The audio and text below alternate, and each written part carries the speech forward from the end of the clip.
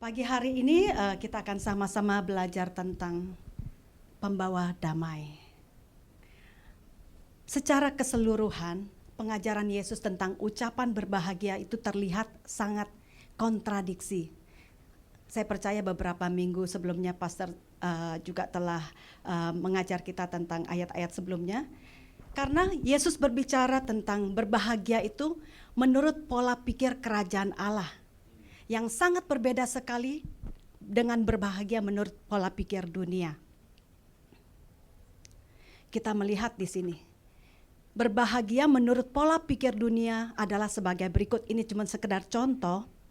Biasanya menurut dunia, kita akan berbahagia kalau kita itu menjadi orang yang sangat kaya raya. Mungkin bisnis saudara diberkati, saudara menjadi orang yang berbahagia. Anak-anak kita bisa studi ke luar negeri, kita menjadi suatu kebanggaan, kebahagiaan. Pekerjaan yang baik, dapat posisi yang tinggi, paling hebat, mungkin kita menjadi orang yang sangat disukai banyak orang. Dan mungkin menjadi orang yang terkenal, pejabat di negara dan dihormati. Itu menurut pola pikir dunia berbahagia. Sedangkan berbahagia yang Yesus ajarkan menurut pola pikir kerajaan Allah adalah sebagai berikut. Berbahagialah orang yang miskin di hadapan Allah. Berbahagialah orang yang berduka cita. Berbahagialah orang yang lemah lembut, orang yang lapar dan haus akan kebenaran. Berbahagialah orang yang suci hatinya. Berbahagialah orang yang membawa damai. Berbahagialah orang yang dianiaya oleh sebab kebenaran, dicela, dianiaya, dan difitnah karena Tuhan. Kita melihat orang-orang yang memilih berbahagia menurut pola pikir kerajaan Allah, mereka akan mendapat upah kerajaan Allah. Satu upah yang tidak dapat diberikan oleh dunia. Amin, haleluya. Kita akan meneruskan di dalam Matius pasal yang kelima ayat 8, firman Tuhan berkata seperti ini. Berbahagialah orang yang suci hatinya karena mereka akan melihat Allah. Saudara berbicara tentang hati di dunia ini. Kita banyak mendengar hal-hal yang benar, kita banyak bisa melakukan perbuatan-perbuatan yang benar, kita bisa memberi kesan kepada orang lain bahwa aku ini orang yang benar. Tetapi saya mau katakan, di dalam hati kita, kita tahu apakah kita ini punya hati yang benar atau tidak. Tentu setiap kita ingin punya hati yang suci seperti yang firman Tuhan katakan. Orang yang suci hatinya mereka akan melihat Allah. Nah, kita akan belajar bagaimana apa yang dimaksud dengan perkataan suci di sini. Suci itu berarti sama dengan murni, yang artinya itu bersih, tidak ada campuran apapun. Murni, suci, tidak terkontaminasi dengan hal-hal yang lainnya. Hati yang murni, hati yang suci adalah hati yang jujur. Hati yang tulus, hati yang tidak mendua, hati yang tidak punya tipu daya di dalamnya. Ya, jadi memiliki hati yang suci atau murni itu menunjukkan kualitas kehidupan seseorang, di mana di dalam perbuatannya adalah perbuatan-perbuatan yang benar. Bukan cuma sampai perbuatan, tetapi perbuatan yang benar itu dihasilkan dari niat hati, motivasi yang benar juga. Jadi kalau seseorang punya hati yang murni atau hati yang suci, dia tidak hanya melakukan perbuatan yang benar, tetapi dia punya niat atau motivasi kenapa dia melakukan perbuatan itu. Dan motivasinya juga benar. Seringkali terjadi apa yang kita lihat adalah begitu banyak orang melakukan perbuatan yang benar. Begitu banyak orang berbuat kebenaran, kelihatan benar. Tetapi nggak pernah tahu motivasi atau niat hati dari perbuatan yang dia lakukan. Ya, banyak orang punya perbuatan yang benar dengan niat hati yang salah. Banyak orang melakukan hal-hal yang baik, yang benar, tapi motivasinya salah. Dan salah satu contohnya adalah saya. Saya mengucap syukur kepada Tuhan kalau Tuhan juga mengoreksi hati saya. Ketika saya dan Lim menikah, kita nggak pernah berpikir, saya sendiri nggak pernah berpikir bahwa saya akan tinggal dengan mertua, dengan ipar-ipar ya. Nah, tinggal bersama dengan orang yang asing, dengan suasana yang asing buat saya, yang saya lakukan adalah melakukan tugas saya sebagai istri, sebagai menantu di dalam rumah itu. Setiap pekerjaan rumah itu ditimpahkan kepada saya, cuman masak yang enggak. Jadi bangun early in the morning sampai tidur itu saya melakukan tugas-tugas pekerjaan rumah. Ya, dari mulai melek mata, sikat gigi, cuci muka, pegang kemoceng, bersihin seluruh rumah, sedot abu seluruh rumah, ngepel seluruh rumah, cuci baju seluruh rumah, jaga baby, sister in law dari pagi sampai malam. Ngepel seluruh rumah. Itu pekerjaan saya. Saya melakukan semuanya. Tapi saya tahu bahwa saya tidak punya hubungan yang benar dengan my mother-in-law. Ya, saya sekarang mengerti kenapa dia seperti itu. Ya maklum ya, namanya mungkin punya anak yang paling disayang, yang paling sayang dengan dia, tiba-tiba ada orang lain di dalam kehidupannya. Ya, selama setiap waktu seperti itu. Dan saya tahu bahwa saya punya hati yang tidak benar. Sampai satu kali saya menyadari bahwa saya banyak luka, saya banyak kepahitan. Satu kali ketika saya menyediakan dia makanan, saya komplain di dalam hati saya. Saya sudah melakukan yang terbaik untuk dia, saya komplain. Saya bilang, mamaku sendiri nggak pernah aku potongin buah kayak gini dan serve you gitu ya. Itu komplain, benar. Tapi Tuhan itu berbicara dengan begitu jelas di dalam hati saya. Tuhan bilang, kamu melakukan apa yang benar, tetapi kamu tidak tulus. Waktu mendengar itu, saya sangat terhentak dan saya tahu, saya lekas-lekas, Tuhan ampuni saya. Saya nggak mau punya hati yang salah di hadapan Tuhan. Karena apa yang orang lain lihat tentang hidup kekristenan saya, kalau dia tidak menemukan ketulusan, kasih di dalam hidup saya. Selama 9 tahun, Tuhan pulihkan. Waktu saya bertobat, saya tidak langsung berubah. Karena begitu banyak proses di dalam kehidupan, kejadian hari lepas hari, itu saya masih pahit, saya sadar saya salah, saya bertobat, saya pahit lagi, saya bertobat, saya pahit lagi. Sampai puji Tuhan, 9 tahun, Tuhan pulihkan hubungan kita. Saudara, Tuhan mau kita tidak hanya melakukan perbuatan-perbuatan yang benar, tetapi Tuhan mau kita punya hati yang tulus waktu kita melakukan perbuatan yang benar. Ya. Hati yang suci atau murni menunjukkan kualitas kehidupan yang benar baik di dalam perbuatan maupun di dalam niat hati kita. Nah, kita belajar bagaimana kita memiliki hati yang suci atau hati yang benar. Firman Tuhan memberitahukan kita bahwa setiap kita tidak ada seorang pun yang benar. Semua orang telah berdosa dan jauh dari Allah yang hendak menyelamatkan mereka. Dosa itu memisahkan kita dari Allah. Upah dosa adalah maut. Kita umat berdosa, kita tidak mungkin menyelamatkan hidup kita dari dosa, dari maut yang adalah upah dosa. Kita semua membutuhkan kasih karunia Tuhan di dalam hidup kita. Kita membutuhkan pengampunan Tuhan. Kita membutuhkan keselamatan yang hanya ada di dalam Yesus. Di dalam Ibrani 9:14 dikatakan, betapa lebihnya darah Kristus yang oleh Roh yang kekal telah mempersembahkan dirinya sendiri kepada Allah sebagai persembahan yang tidak bercacat, akan menyucikan hati nurani kita dari perbuatan yang sia-sia, supaya kita dapat beribadah kepada Allah yang hidup. Amin. Waktu kita percaya kepada Tuhan Yesus, kita membuka hati kita dan menerima Dia menjadi Tuhan dan Juru Selamat pribadi. Kita menerima anugerah yang terbesar, yaitu pengampunan dosa yang menyucikan kita dari hati nurani yang salah, hati nurani yang penuh dengan segala dosa, sehingga hidup kita dibebaskan dari kuasa dosa.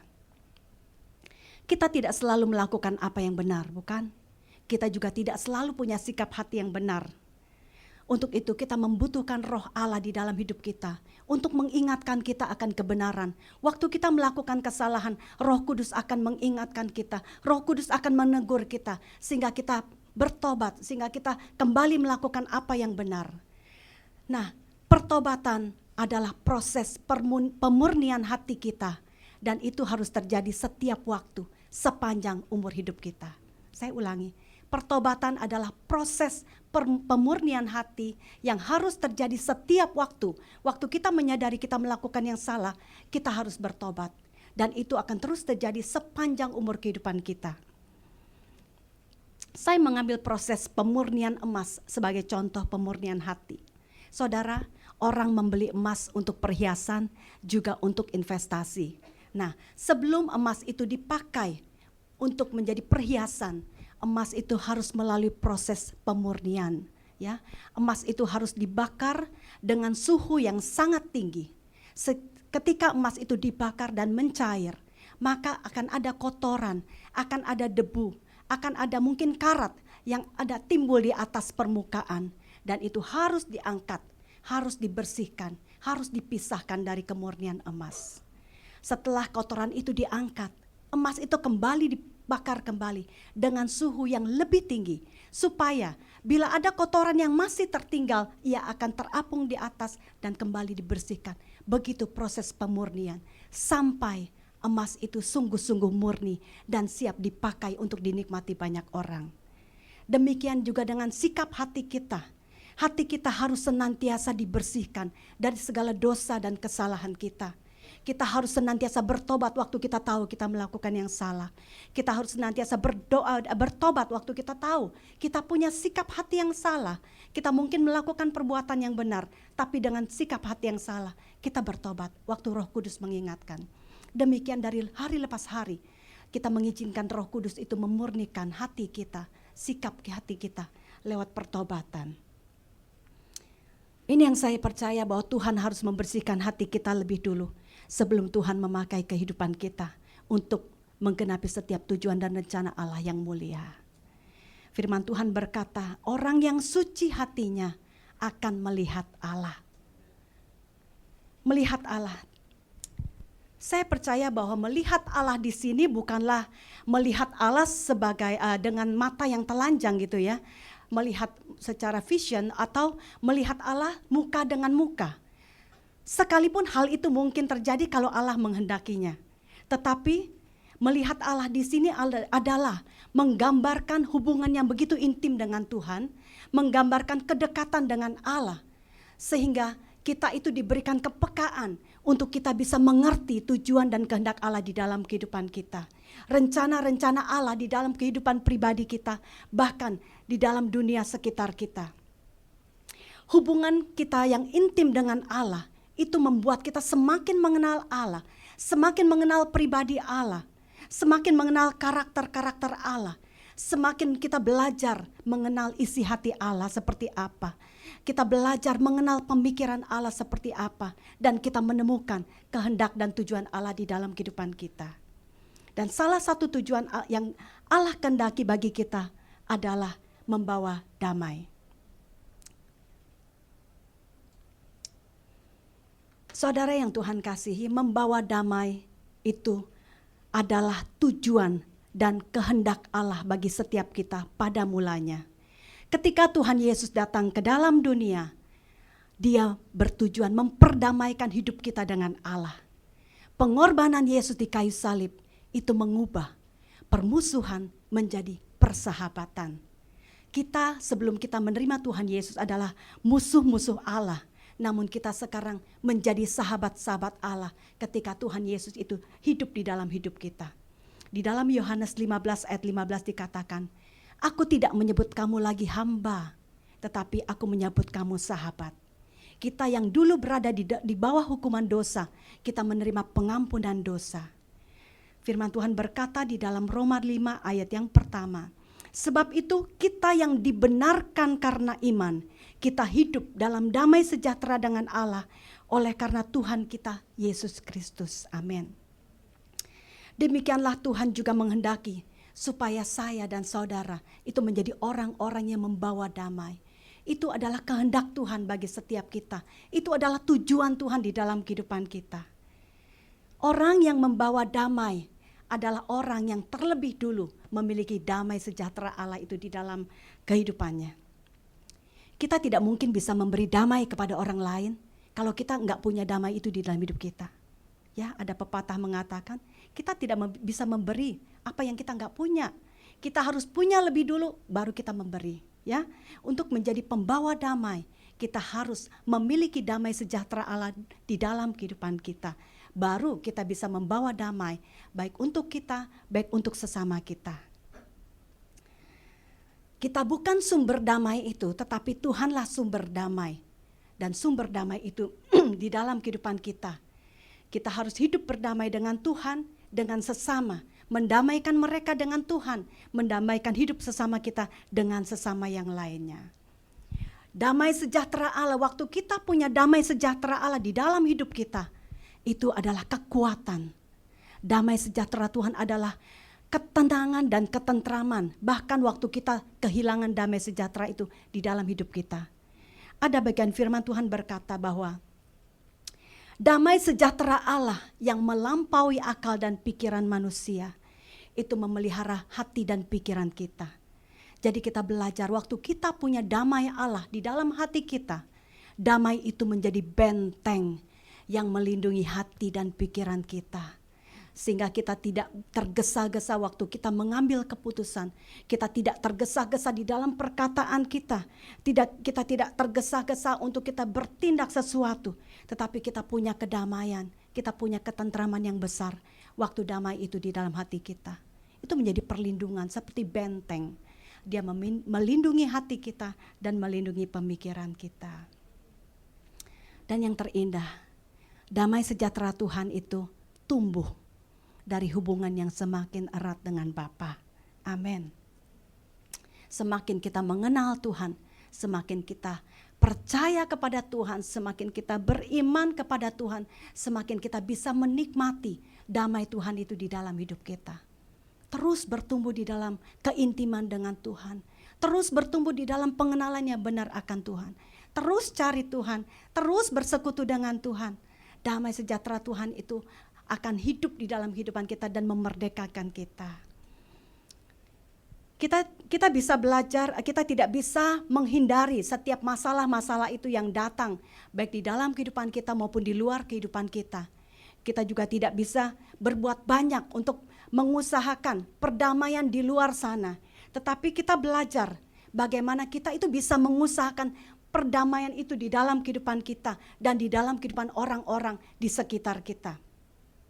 Entah di dalam kehidupan keluarga kita, entah di dalam kehidupan gereja kita, tempat kita bekerja, di dalam rumah tangga, di tetangga, kita bisa mengusahakan perdamaian itu waktu kita punya damai Tuhan.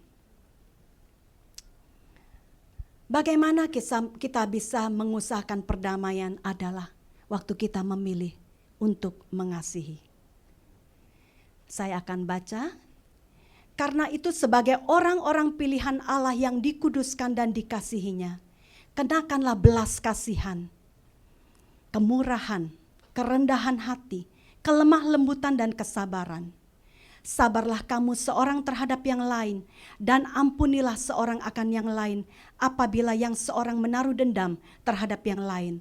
Sama seperti Tuhan telah mengampuni kamu, kamu perbuat jugalah demikian. Dan di atas semuanya itu, kenakanlah kasih sebagai pengikat yang mempersatukan dan menyempurnakan.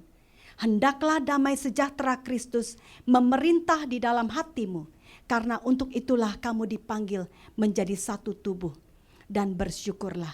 Kolose 3 ayat 12-15. Saudara dan saya adalah orang-orang pilihan Tuhan. Katakan bersama, aku adalah orang pilihan Tuhan. Amin, haleluya. Dan kita adalah orang yang sangat dikasihi oleh Tuhan. Kita bisa mengusahakan perdamaian di dalam hidup kita, di dalam kehidupan sesama kita, waktu kita memilih untuk mengasihi. Sesuai dengan ayat firman Tuhan yang baru kita baca, Tuhan mengajar kita bagaimana kita bisa mengasihi. Waktu kita menunjukkan belas kasihan kepada orang lain. Waktu kita bermurah hati kepada orang lain. Waktu kita bisa belajar untuk rendah hati, lemah lembut, belajar sabar terhadap orang lain. Bila ada orang yang bersalah kepada kita, belajar untuk berbesar hati, untuk mengampuni mereka. Kita harus menjadikan kasih yang menuntun setiap perjalanan hidup kita. Kita harus menjadikan kasih dalam setiap keputusan yang kita bikin. Apapun yang kita mau, biarlah kasih itu menuntun perjalanan hidup kita. Dan damai sejahtera Tuhan itu kita harus jaga. Itu tanggung jawab kita untuk menjaga damai sejahtera Tuhan. Saudara, kita akan menikmati sukacita yang besar waktu kita tinggal di dalam damai sejahtera Tuhan. Waktu kita hidup di dalam damai sejahtera, di dalam keluarga, di dalam sesama kita. Kita akan menikmati sukacita yang luar biasa. Tentu lebih mudah untuk kita mengasihi orang yang menyenangkan kita, bukan? Tidak mudah mengasihi orang yang membawa masalah. Tidak mudah mengasihi orang yang menciptakan masalah itu di dalam hidup kita. Tidak mudah mengasihi orang yang mengambil keuntungan dari kita, yang memperlakukan kita secara tidak adil. Tidak mudah untuk mengasihi mereka, tetapi mungkin. Tidak mudah untuk mengasihi orang-orang yang menolak kita. Tidak mudah untuk mengasihi orang-orang yang menjelekkan nama baik kita. Tidak mudah untuk mengasihi orang yang menipu kita, yang berbohong. Tidak mudah untuk mengasihi orang-orang yang membuat kita kecewa dan luka hati.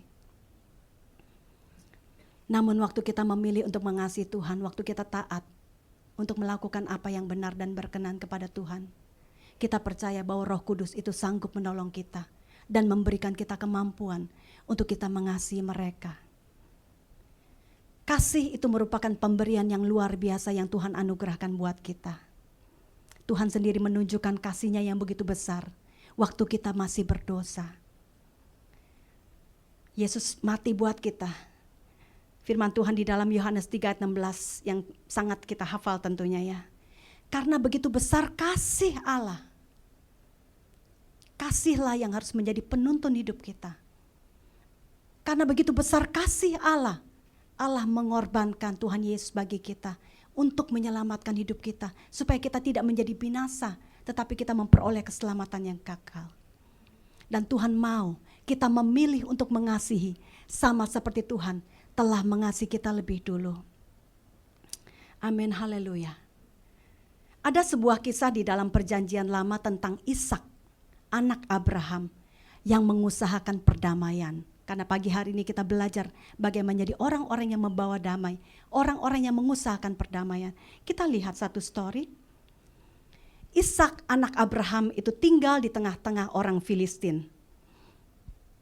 Tuhan memberkati Ishak berkelimpahan di tanah orang Filistin.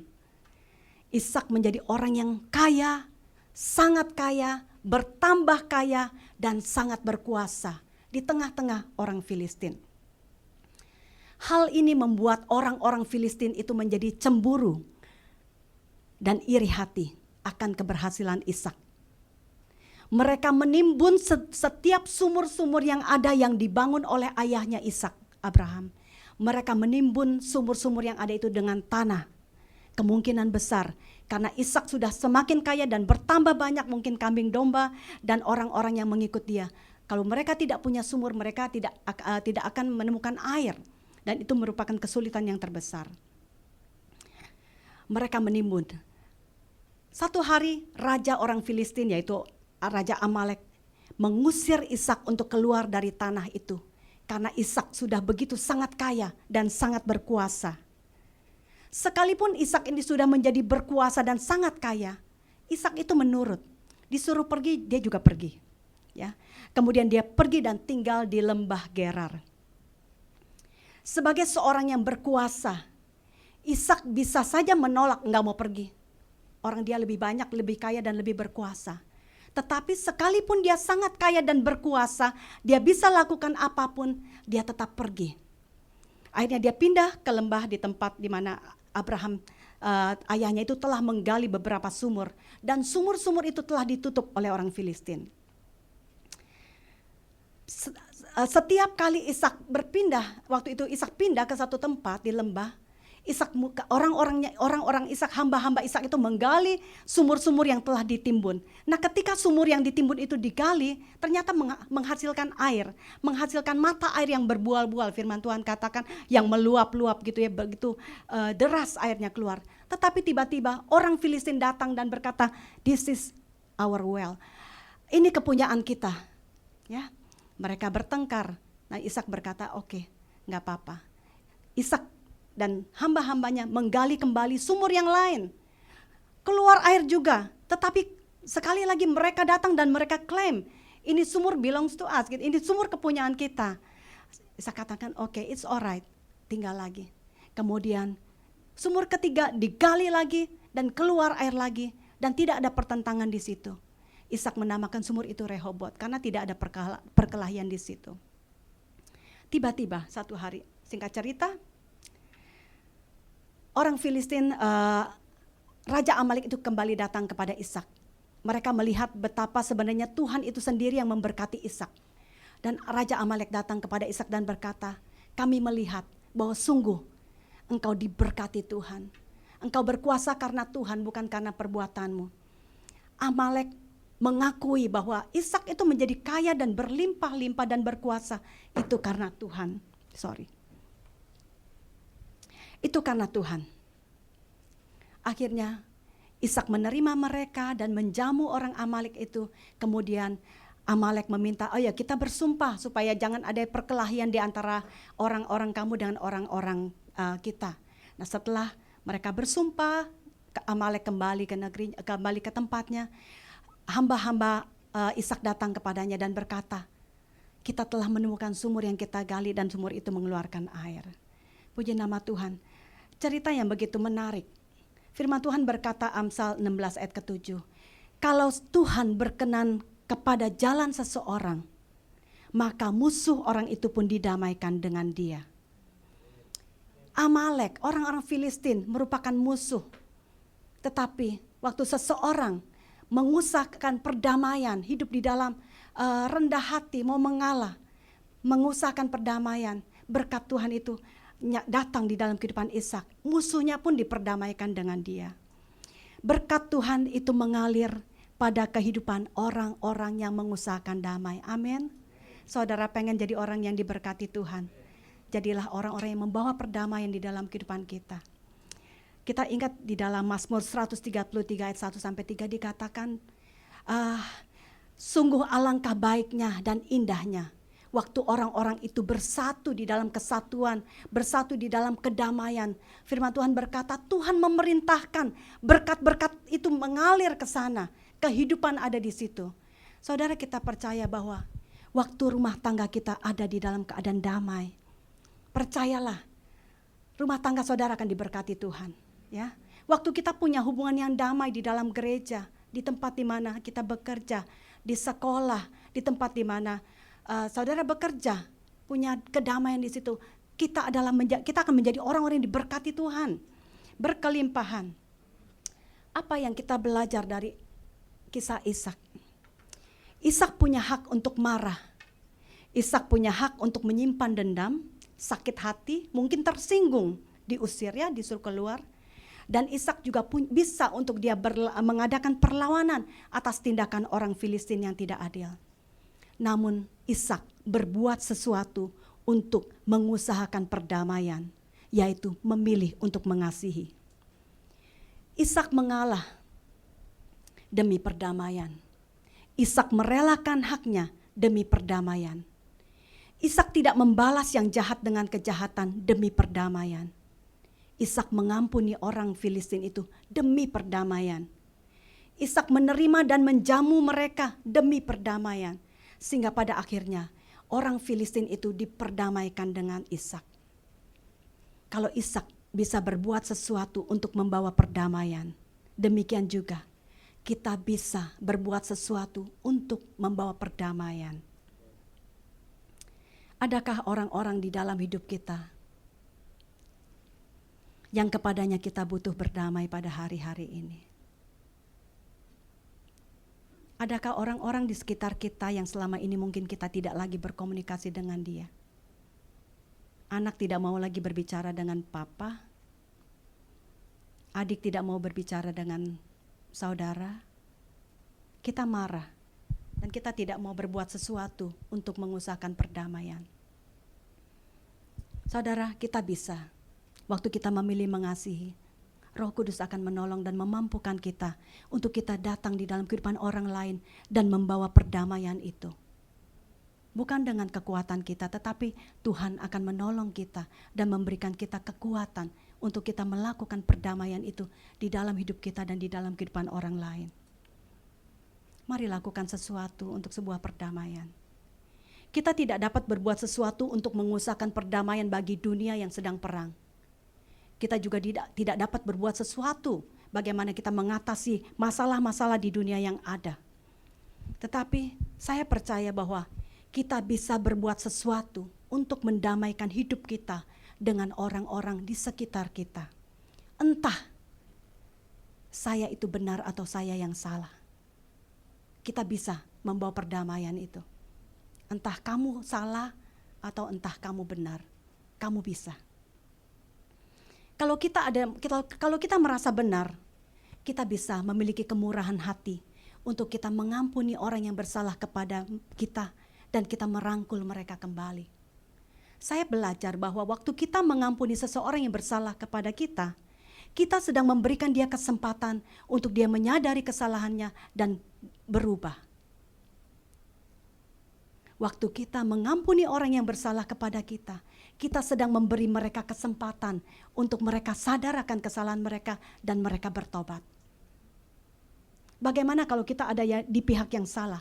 Kalau kita salah, miliki kerendahan hati untuk kita bisa datang dan meminta maaf.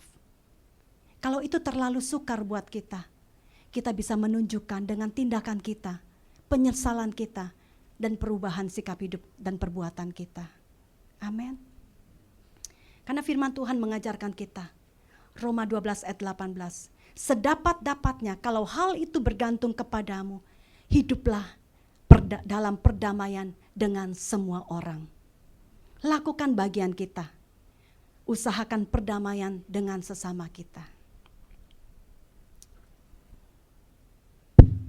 Orang yang membawa damai akan disebut anak-anak Allah. Namun, tidak semua anak-anak Allah adalah pembawa damai. Waktu kita memilih untuk mengasihi, menjadi orang yang membawa damai, kita akan mendapat sebutan anak-anak Allah. Mendapat sebutan anak-anak Allah itu memiliki kesan yang tersendiri. Kita sering mendengar seorang anak dikenal dengan sebutan anak mami atau anak dedi. Biasanya saya membayangkan gitu, kalau orang disebut anak mami atau anak dedi, biasanya anak itu adalah anak kesayangan mami, anak yang sangat dekat dengan mami, anak yang selalu ada sama mami. Saya selalu melihat Esta dengan anaknya yang paling kecil, itu selalu nempel. Di mana Esta ada, dia selalu ada gitu. Anak yang selalu senang dekat dengan maminya, anak yang persis maminya.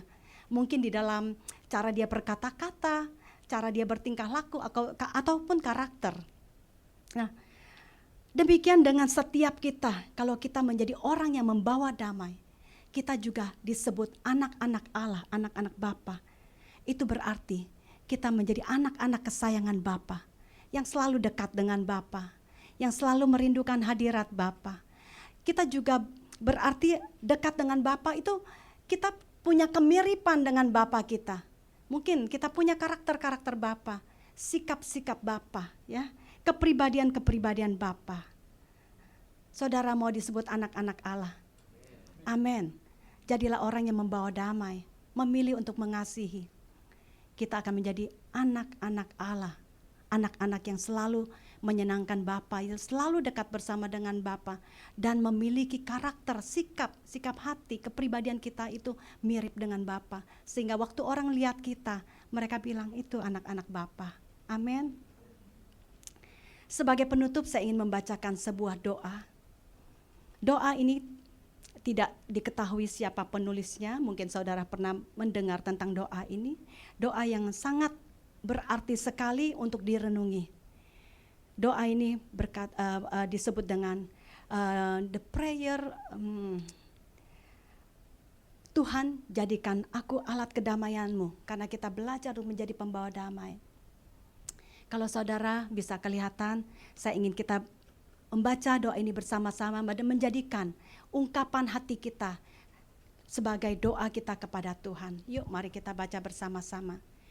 Tuhan, jadikan aku alat kedamaianmu. Di mana ada kebencian, biarkan aku membawa kasih. Di mana ada pelanggaran, biarkan aku membawa pengampunan. Di mana ada perselisihan, biarkan aku membawa kebenaran. Di mana ada keraguan, biarkan aku membawa iman. Di mana ada keputusasaan, biarkan aku membawa harapan. Di mana ada kegelapan, biarkan aku membawa terang-Mu. Di mana ada kesedihan, biarkan aku membawa sukacita.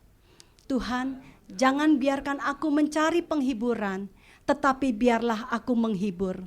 Jangan biarkan aku meminta untuk dimengerti, tetapi jadikan aku orang yang mengerti dan mengasihi lebih daripada aku dikasihi. Karena dalam memberi aku menerima, dalam mengampuni aku diampuni, dalam kematian aku dibangkitkan kepada kehidupan kekal. Amin. Puji nama Tuhan, kita berdoa. Haleluya, terima kasih Bapa. Terima kasih untuk setiap kebenaran firman-Mu yang kami pelajari pagi hari ini Bapa. Tuhan, aku terbatas untuk menyampaikan, tetapi aku percaya dan aku berdoa. Kuasa Roh Kudus itu dahsyat dan berkarya di dalam kehidupan setiap hati kami. Terima kasih kalau Engkau mengingatkan kami untuk kami memilih, mengasihi orang-orang yang sulit bagi kami untuk kami kasihi. Namun kami mau melakukannya Bapa. Roh Kudus, Engkau menolong setiap kami. Biarlah pada pagi hari ini, ada saudara-saudaraku yang mengambil keputusan untuk mengampuni orang yang selama ini mungkin menyakiti hatinya.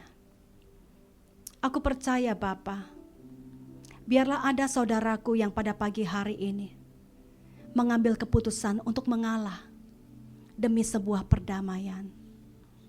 Aku berdoa, biarlah ada saudara-saudaraku, Tuhan, yang mau berdamai, mengusahakan perdamaian itu Tuhan di dalam hidupnya. Entah dengan orang tua, entah dengan pasangan hidup, entah dengan kakak, dengan adik. Aku berdoa ya Tuhan, Engkau yang sudah menaruh kasih itu di dalam hidup kami, dan damai sejahtera-Mu itu di dalam hati dan kehidupan kami. Kekuatan Tuhan nyata di dalam hidup kami. Kami mampu Tuhan, kami mampu untuk memilih mengasihi. Kami mau Tuhan menjadi orang-orang yang membawa damai di dalam kehidupan setiap kami Tuhan. Di dalam kehidupan keluarga kami, tempat pekerjaan kami, di rumah kami Tuhan. Kami mau menjadi orang-orang yang membawa damai. Supaya Engkau dipermuliakan di dalam dan lewat kehidupan kami. Haleluya, terima kasih Tuhan. Ku yakin Kau hadir di sini Tuhan. Kesembuhan terjadi di tempat ini, kemenangan terjadi di sini. Haleluya. Inari alalapa syakiara lalaba tahanda. Inari alalapa syakiara lalapa takiara lalapa laba tahanda. Mungkin Kau hadir di sini. Terima kasih Bapakku. Haleluya, terima kasih Roh Kudus. Engkau tidak terbatas di tempat ini. Engkau tidak terbatas untuk Engkau menjamah dan menguasai hati kami. Hinari alalaba syakiara lalaba laba tatakara batakiara lalaba tahanda. Haleluya. Terima kasih Tuhan buat karya-Mu yang indah. Ku yakin Kau hadir di sini. Ku rasakan kuasa yang tak terbatas. Ku yakin Kau nyata di sini. Terima kasih Tuhan. Terima kasih buat karya-Mu yang indah. Kesembuhan terjadi di tempat ini Tuhan. Setiap hati-hati yang pernah luka Tuhan, Engkau sembuhkan di dalam nama Yesus Tuhan. Setiap hati-hati yang pernah kecewa Tuhan, Engkau sembuhkan hari ini di dalam nama Tuhan Yesus. Setiap hati-hati yang beku Tuhan, Engkau melembutkan pada hari ini di dalam nama Tuhan Yesus. Terima kasih Roh Kudus. Terima kasih Roh Kudus. Terima kasih buat karya-Mu indah. Haleluya, terima kasih Bapakku. Haleluya, terima kasih. Terpuji nama-Mu Tuhan. Kami mengucap syukur buat kebaikan-Mu di dalam hidup kami. Kami percaya Tuhan, hadirat-Mu menyembuhkan, hadirat-Mu Tuhan memulihkan, hadirat-Mu menyelamatkan Tuhan. Kami mengucap syukur Bapa, Engkau memberkati setiap jemaat-Mu Tuhan. Tidak satu pun Kau lewati Tuhan. Mereka akan menjadi orang-orang yang membawa damai. Kami akan menjadi orang-orang yang mengusahakan damai. Di mana kami ada Tuhan, kami mau menjadi orang yang membawa damai di dalam kehidupan sesama kami. Terpuji nama-Mu Tuhan. Di dalam nama Tuhan Yesus kami mengucap syukur dan kami sudah berdoa. Amin. Puji Tuhan.